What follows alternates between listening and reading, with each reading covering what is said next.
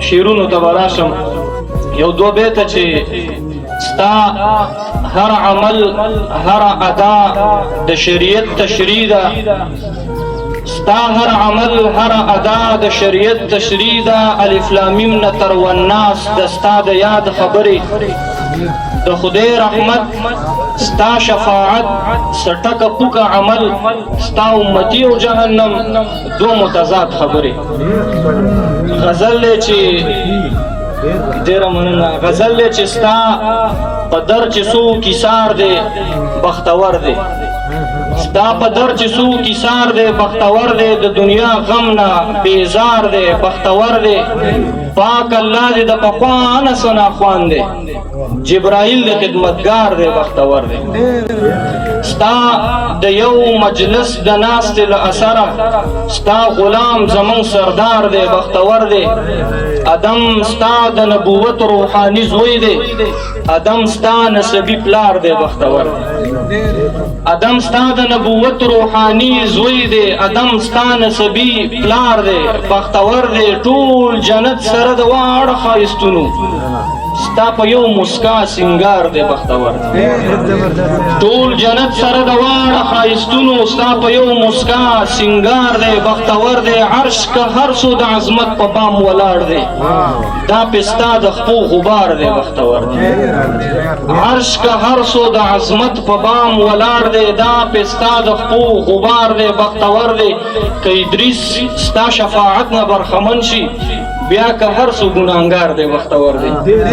طرح تر اعظمه چې د حسین سره په مینه کې جنت دی، د حسین سره په مینه کې جنت دی، د حسین په دشمنۍ کې هلاکت دی. حسین څوک دی؟ حسین نوم د شجاعت دی، شهامت استقامت دی او جرأت دی، برکت دی عظیمت دی کرامت دی شرافت دی دیانت دی محبت دی. د حسین په یادولو کې سکون دی، د حسین د نوم په تورو کې لذت دی، د حسین د قدم خاورې برانجکم، د حسین سره مې زړه نه عقیدت دی. د حسین د قدم خاورې برانجکم، د حسین سره مې زړه نه عقیدت دی. د حسین بابا د ټول جهان سردار دی، د حسین د بچو ځان له فضیلت دی. مننه. د حسین بابا د ټول جهان سردار دی، د حسین د بچو ځان له فضیلت دی. پیغمبر په اوږو بره ګرځولې ترې نظار شم، حسین داسې شخصیت دی. پیغمبر په اوږو بره ګرځولې ترې نظار شم، حسین داسې شخصیت دی. سترګې پوزه مخه غوږونه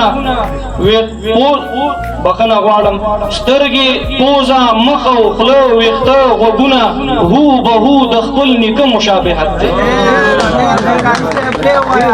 سترګې پوزه مخه خوله ویښته غوږونه هو به هو د خپل نیکه مشابهت دی.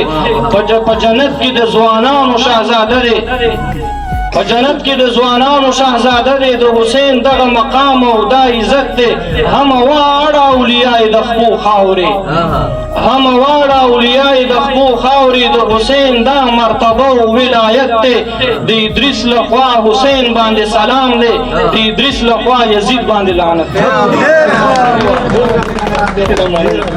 هم واړه اولیاء د خپو خاورې، د حسین دا مرتبه او ولایت دی، د ادریس لخوا حسین باندې سلام دی، د ادریس لخوا یزید باندې لعنت دی.